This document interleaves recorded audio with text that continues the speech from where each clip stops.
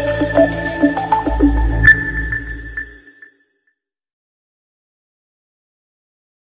दोस्तों, आज हम लोग पढ़ने वाले हैं कि आप अपना लेआउट खुद से कैसे सेट करें। तो अपना लेआउट सेट करने का क्या मतलब है? अपना लेआउट सेट करने का मतलब ये है कि जैसे आपने अभी तक क्या पढ़ा, फ्लो लेआउट पढ़ा। अब फ्लो लेआउट की लिमिटेशन क्या है कि एक कंपोनेंट के बगल में दूसरा कंपोनेंट आएगा, ठीक है। अब इस पे हम कंट्रोल अभी कर नहीं सकते।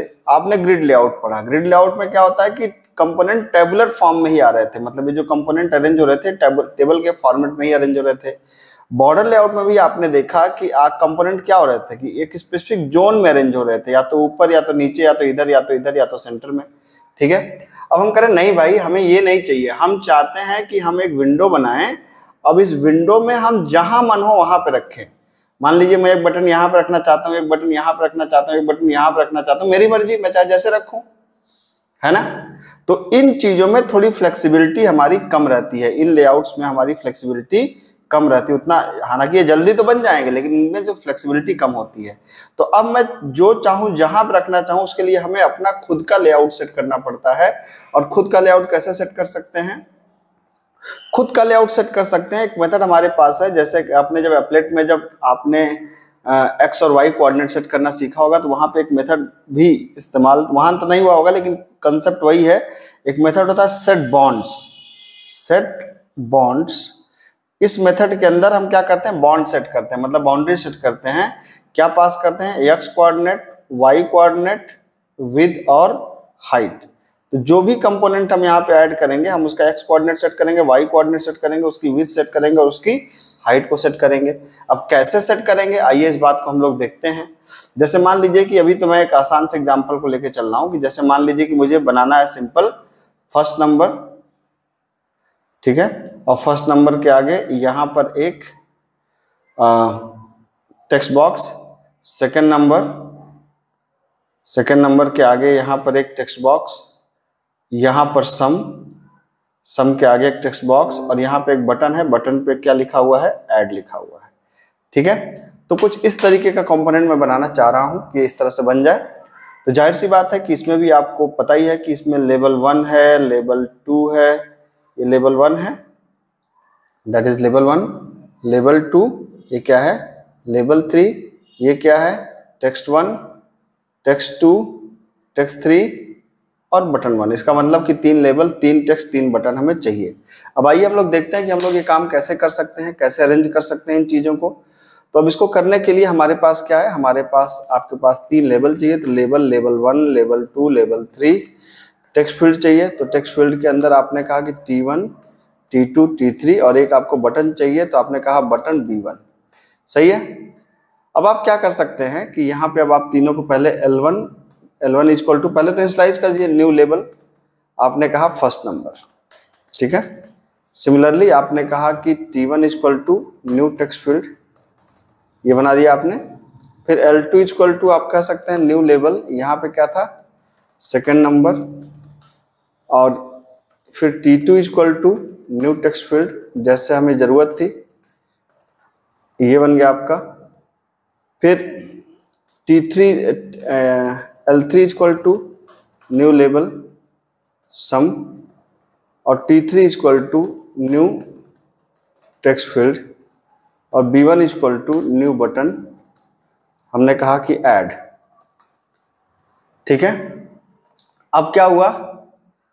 अब सारे कंपोनेंट तो बन गए। अब हमें क्या करना है? हम अब कहना चाह रहे हैं जावा से कि भाई साहब मुझे आपका लेआउट नहीं चाहिए। तो हमने कहा कि सेट लेआउट नल, मुझे आपका लेआउट नहीं चाहिए, मैं अपना लेआउट सेट करूंगा। कैसे? अब देखिए ध्यान से, जैसे मान लीजिए कि यहाँ पर ये विंडो है तो इस विंडो में इधर से थोड़ा सा गैप देना है। तो इधर से कितना एक्स कोऑर्डिनेट कितना देते हैं हम इसको? मान लीजिए मैंने कहा 20, ठीक है। और ऊपर से मैं कितना छोड़ दूं? ऊपर से मान लीजिए ऊपर से भी मैं छोड़ दे रहा हूं 20, छोड़ दे रहे हैं। अब इसकी विड्थ कितनी होगी? इसकी विड्थ कितनी होगी? मान लीजिए इसकी विड्थ हम लोग मान रहे हैं कि ये 150 होगी, तो इसकी विड्थ हम लोग 150 कर दे रहे हैं। और जाहिर सी बात है कि जो y1 जो हाइट होगी वो भी 20 के ही आसपास, मतलब ये वाली हाइट भी 20 कर दे रहे हैं। तो इसका मतलब x20, y20 विद 150 और हाइट 20, इतना कर दिया जाए, ठीक है। आइए, तो हमने कहा L1 डॉट सेट बॉन्ड्स, हमें क्या करना है, x कोऑर्डिनेट इधर से छोड़ा कितना 20, ऊपर से छोड़ा 20, विथ कितना 150, ये कर दिया 20, ठीक है। सिमिलरली हमने कहा कि T1 डॉट सेट बॉन्ड्स। अब ध्यान से देखिएगा इस बात को, तो अब यहां पर अगर मैं कहूं कि ये बात चालू हुई है 20 से, तो ये 20 से स्टार्ट हुआ है और यहां तक ये जो आपका जो कंपोनेंट है, ये जो कंपोनेंट है ये वाला, ये कहां तक गया है, 150 तक गया है। तो 20 प्लस 150 कितना हुआ, 170 मतलब इधर जो भी चीज चालू होगा वो 170 के बाद ही चालू होगा। तो चलिए 175 कर देते हैं। और जाहिर सी बात है इसका भी अगर ऊपर से ये 20 है तो ये भी 20 ही होना चाहिए, y कोऑर्डिनेट 20 ही होना चाहिए। तो वही हम लोग यहाँ पे कर दे रहे हैं। क्या कर दें कि हमने कहा कि x कोऑर्डिनेट हो गया हमारा 175, y कोऑर्डिनेट कितना हो गया 20, और विड्थ कितनी हो गई, विड्थ को मान लेते हैं 200 और हाइट कितना मान लें 20 मान लें। पहले इन दोनों को ऐड करके देखें कि ये दोनों सही आ रहे हैं, तो फिर आगे बात करते हैं। ऐड किसको कर दिया, T1 को कर दिया, ठीक है। अब आप इसको एक बार कंपाइल करिए, रन कराइए। कंपाइल किया आपने और रन कराया आपने। ओ माय गॉड, इतना छोटा कैसे आ रहा है भाई, कुछ गड़बड़ कर दिया क्या मैंने। 20 x कोऑर्डिनेट y कोऑर्डिनेट 20, इसको मान लीजिए हमने कर दिया 30, ठीक है 30, एक मिनट 30, मेरे ख्याल से सब तो ठीक है। वेट मिनट, हाँ अभी कुछ ठीक आया है, ऊपर से ज्यादा छोड़ा अभी आ गया है हमारे पास। थोड़ा सा और इसको नीचे की तरफ शिफ्ट कर देते हैं तो ये शिफ्ट हो जाएगा। इसको ऊपर से मुझे लग रहा है कि 50 कर देना ठीक रहेगा, 50 और साइड से भी थोड़ा सा शिफ्ट करते हैं। साइड से भी हमने कर दिया कि 30 और फिर अब इस 30 और 150 180, तो इसको स्टार्ट करिए 185 से। अभी मेरे ख्याल से सब ठीक है। ये भी 50 हो गया, ये 30 है 30, ये देखिए हाँ बिल्कुल ठीक है। तो अब देख सकते हैं आप यहाँ पर ये फर्स्ट नंबर, ये टेक्स्ट बॉक्स आपका आ गया। अब इसको समझना चाहे तो आप ऐसे समझिए, जैसे मुझे लगता है कि ये जैसे 30 मतलब क्या हुआ, 30 मतलब हमने जैसे अगर ये विंडो है, आप इसको समझिए कि अगर ये विंडो है, अगर ये विंडो है तो हमने कहा इधर से छोड़ा 30, ठीक है।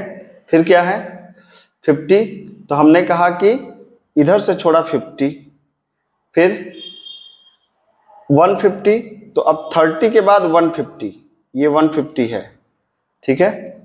फिर क्या है 30 का मतलब कि ये जो कंपोनेंट आएगा इसकी हाइट 30 है, मतलब ये जो जितने में कंपोनेंट आएगा, ये जो कंपोनेंट आपका आएगा इसकी कुछ जैसे लेबल प्रिंट करेंगे तो ये होगा, तो ये जो विड्थ आ रही है दैट इज बेसिकली 30। तो अब देखिए कि जैसे अब यहाँ से 50 है, तो अब अगला जैसे यहाँ पे मुझे क्या रखना है, टेक्स्ट बॉक्स रखना है इस जगह पे। तो टेक्स्ट बॉक्स कहाँ पे आएगा, चूंकि 30 प्लस 150 180 हो गया, तो 5 छोड़ के 185 से हमने टेक्स्ट बॉक्स को रखा। और चूंकि y कोऑर्डिनेट यहाँ पे 50 है तो यहाँ भी 50 ही होगा। आप देख सकते हैं कि यहाँ भी 50 है तो ऊपर भी 50 ही होगा। इसका 30 है तो इसका भी 30 होगा, जिससे दोनों लाइक वाइज लगे आपको, ठीक है। अब एक बन गया ना, अब दूसरा बनाना बहुत आसान है। क्यों आसान है, आप देख सकते हैं यहाँ पर कि जैसे आपने कहा कि भाई अब यहाँ पर अगर आप इसको देखें कोड को, इसको, तो आप देखें कि यहाँ पर है 50 से चालू हुआ है, 50 मतलब ऊपर का y कोऑर्डिनेट कितना है 50 है, और ये कितना है 30 है, उसकी हाइट है। तो 50 ऊपर से प्लस 30 उसकी हाइट, तो 50 30 कितना हुआ 80, 10 का गैप दे दें कितना हो गया 90। तो इसका मतलब बाकी सब चीज अब सेम रहेगा, सिर्फ y कोऑर्डिनेट में बदल दूंगा, ठीक है। y कोऑर्डिनेट कैसे बदल दूंगा, इसको कर दूंगा मैं 90 और इसको कर दूंगा मैं 90 और इसको कर दूंगा लेबल 2, इसको कर दूंगा टेक्स्ट 2। अब देखिए ध्यान से आप यहाँ पर,